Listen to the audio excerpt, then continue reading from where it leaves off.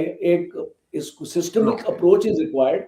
और इसको मैं तो उम्मीद करता हूँ कि आंदोलन खत्म हो जाए जल्दी, बिकॉज इससे एक्चुअली क्या होगा, बच्चों का नुकसान होगा और इसको गवर्नमेंट प्रॉपर्टी को नुकसान होगा, एक लॉ एंड ऑर्डर सिचुएशन बनेगी और सबसे इंपॉर्टेंट है इंटरनेशनली हमारी छवि खराब हो रही है।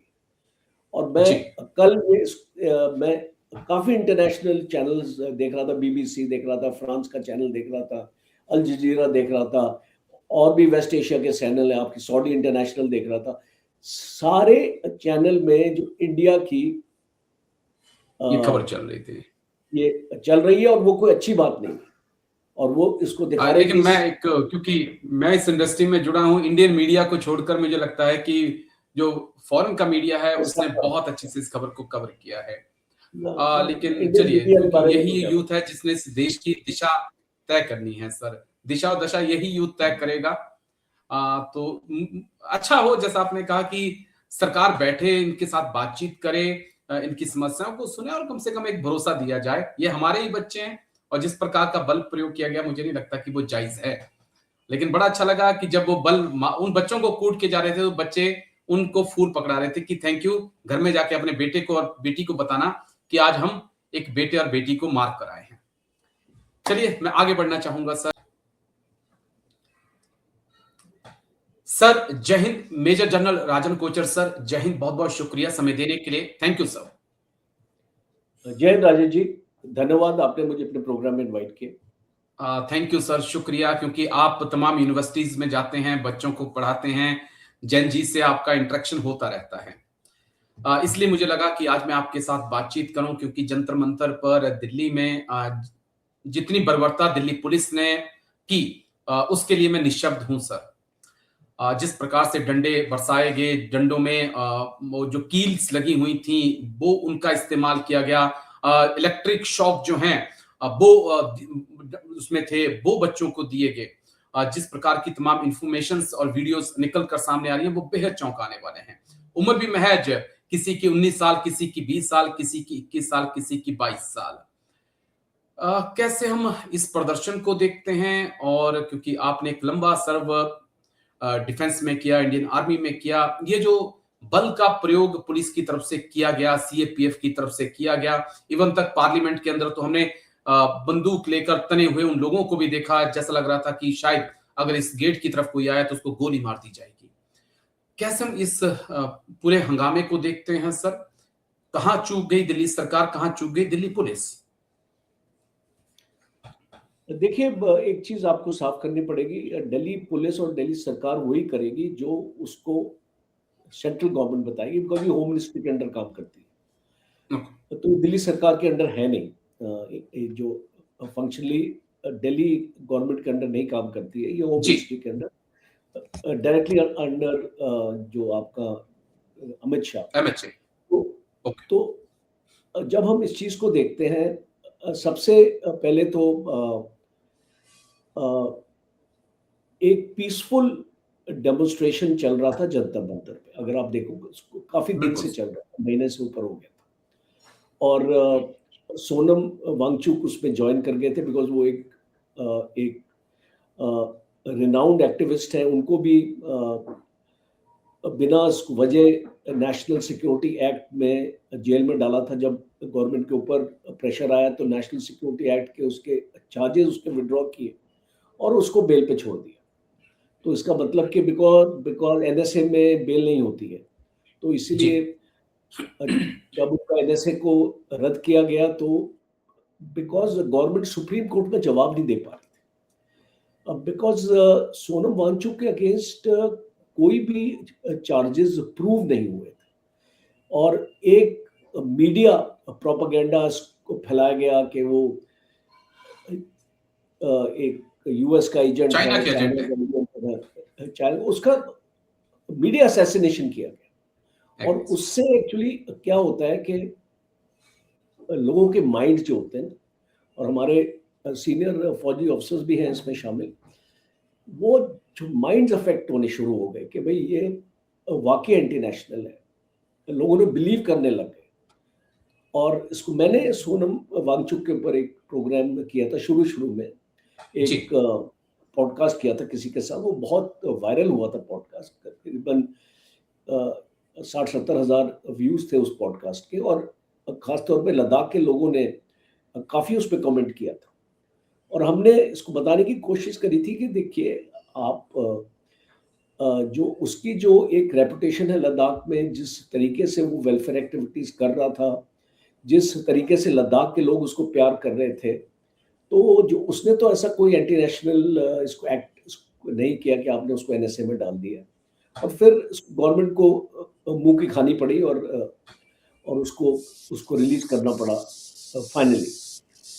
दूसरा, जब सोनम वांगचुक एक्चुअली इस आंदोलन में आ जाता है, तो इस आंदोलन को नई जान मिलती है, बिकॉज़ काफ़ी यूथ की फॉलोइंग है सोनम वांगचुक से, और बिल्कुल। दिल्ली ही नहीं, पैन इंडिया, पैन इंडिया आपने देखा होगा इस प्रोटेस्ट में बाहर से बहुत लोग आए, बिल्कुल एग्री सर। बिहार से बहुत स्टेट से लोग ने शामिल हुए इस प्रोटेस्ट पे।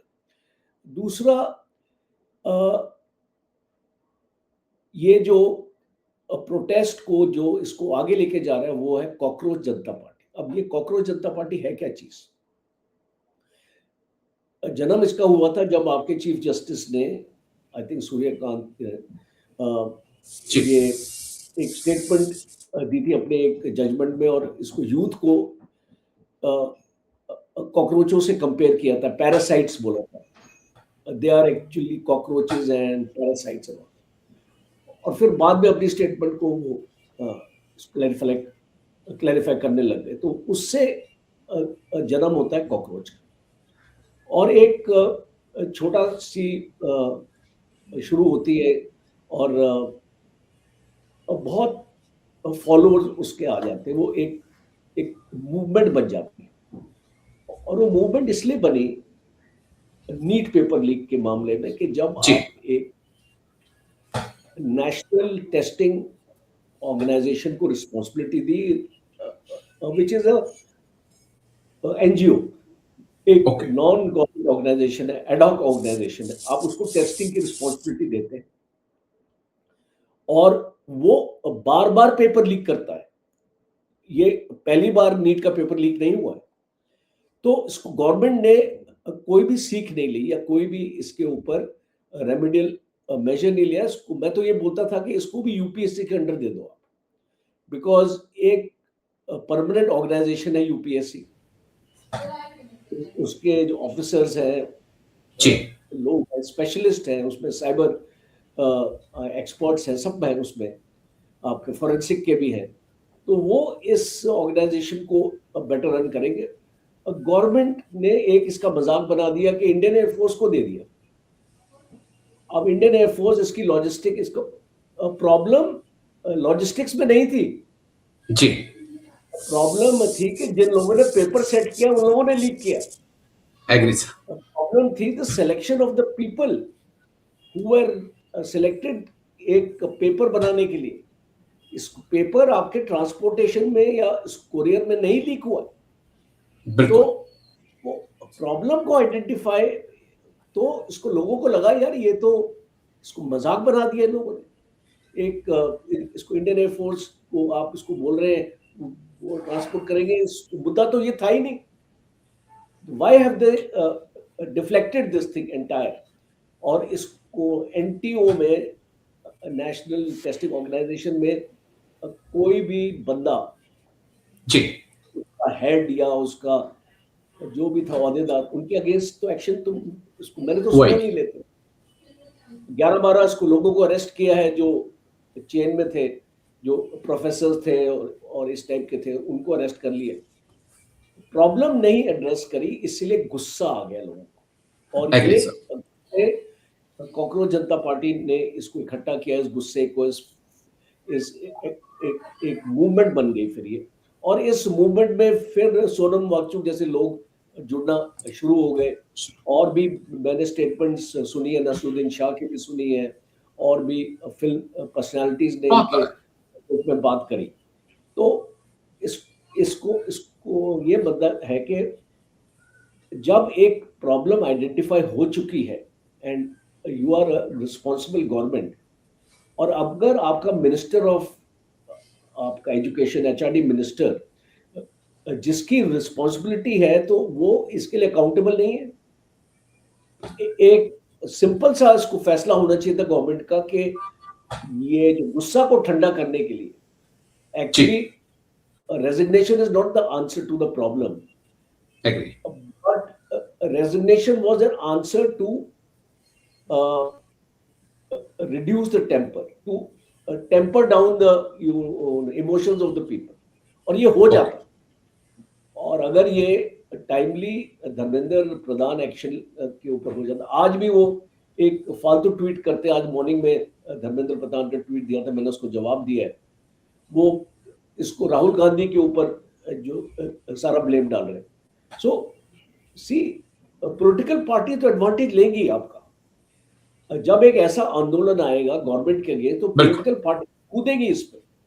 और आपने भी अन्ना ये हजारे का फायदा लिया है, अन्ना हजारे को कौन भूल सकता है, आप उन्हीं के दम पे सत्ता में आए हैं।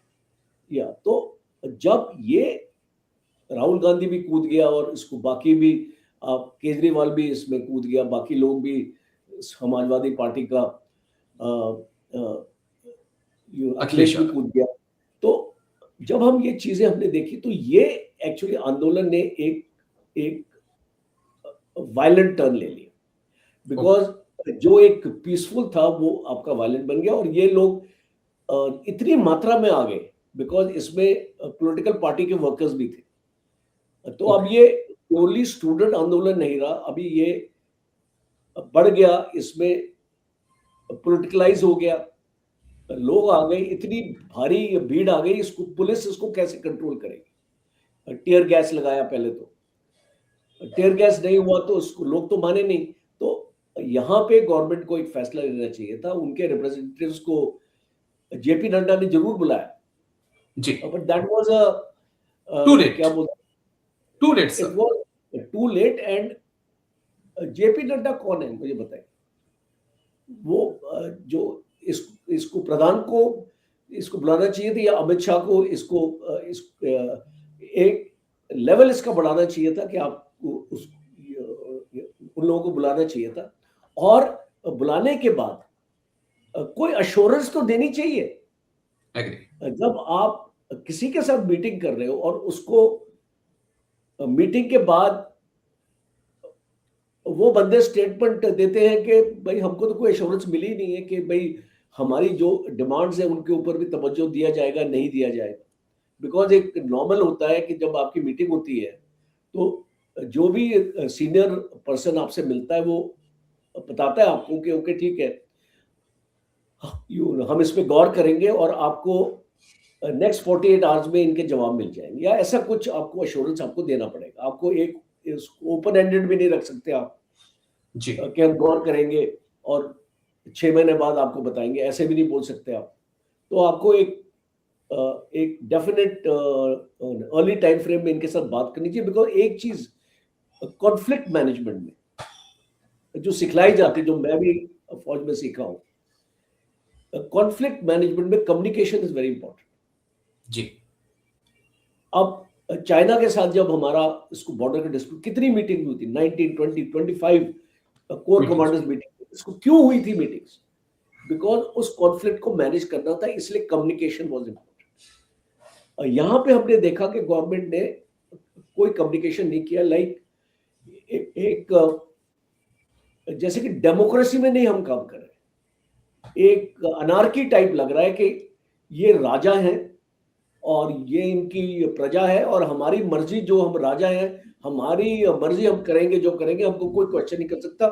डेमोक्रेसी में ये नहीं चलता, जी, और ये गवर्नमेंट ने इसको पहले भी ऐसे बात किया, आपको फार्मर एजिटेशन को भी इस तरीके से किया। बाद में यूपी इलेक्शन थे तो गवर्नमेंट को उसको हटाना पड़ा, कैंसिल कर, जी, जो भी फार्म लॉस थे वो इस गवर्नमेंट की कंपल्शन थी। और मुझे ये लगता है, अंत में मैं एक चीज बोलूंगा, मुझे लगता है government is more concern about winning elections rather than इसको देश के लिए और देश के सिस्टम्स के लिए इम्प्रूव करना। आप अग्निवीर लाए, there was a agitation, it was absolutely wrong policy, और आप उसको अब चेंज करने के लिए तैयार नहीं है। फिर उसके बाद आपने कहा ये जो आपका नीट पॉलिसी हो गई, आपका एजुकेशन, आपका सिस्टम हो गया। फिर आप SIR लाए। बेसिकली SIR वाज, ये आपका एम था कि वेस्ट बंगाल के इलेक्शंस आपने जीतने, उसकी वजह से आप SIR लाए। फिर एक डीलिमिटेशन बिल आपने प्रेजेंट किया इस पार्लियामेंट में, जो जिसको आप उसको पुश थ्रू नहीं कर पाए, आपको मेजॉरिटी नहीं मिली। डीलिमिटेशन में भी इसी तरीके के जो आपकी स्ट्रेटजी के इलेक्शन, इसको अगले इलेक्शंस को कैसे जीता जाए। तो ये सारी चीजें इसको इलेक्शंस के लिए कर रही है government, which I think is unfortunate. एक इसको सिस्टमिक अप्रोच इज रिक्वायर्ड, और इसको मैं तो उम्मीद करता हूँ कि आंदोलन खत्म हो जाए जल्दी, बिकॉज इससे एक्चुअली क्या होगा, बच्चों का नुकसान होगा, और इसको गवर्नमेंट प्रॉपर्टी को नुकसान होगा, एक लॉ एंड ऑर्डर सिचुएशन बनेगी, और सबसे इंपॉर्टेंट है इंटरनेशनली हमारी छवि खराब हो रही है। और मैं काफी इंटरनेशनल चैनल्स देख रहा था, BBC देख रहा था, फ्रांस का चैनल देख रहा था, अल जजीरा देख रहा था, और भी वेस्ट एशिया के चैनल है, आपकी सऊदी इंटरनेशनल देख रहा था। सारे चैनल में जो इंडिया की ये खबर चल रही थी, ये चल रही है, और वो कोई अच्छी बात नहीं है, और वो इसको दिखा रहे। लेकिन क्योंकि मैं इस इंडस्ट्री में जुड़ा हूं, इंडियन मीडिया को छोड़कर मुझे लगता है कि जो फॉरेन का मीडिया है उसने बहुत अच्छे से इस खबर को कवर किया है। लेकिन चलिए, यही यूथ है जिसने इस देश की दिशा तय करनी है सर, दिशा और दशा यही यूथ तय करेगा।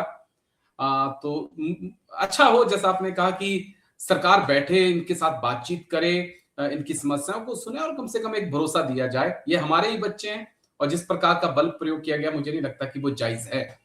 लेकिन बड़ा अच्छा लगा कि जब वो बल उन बच्चों को कूट के जा रहे थे, तो बच्चे उनको फूल पकड़ा रहे थे कि थैंक यू, घर में जाके अपने बेटे को और बेटी को बताना कि आज हम एक बेटे और बेटी को मार कर आए हैं।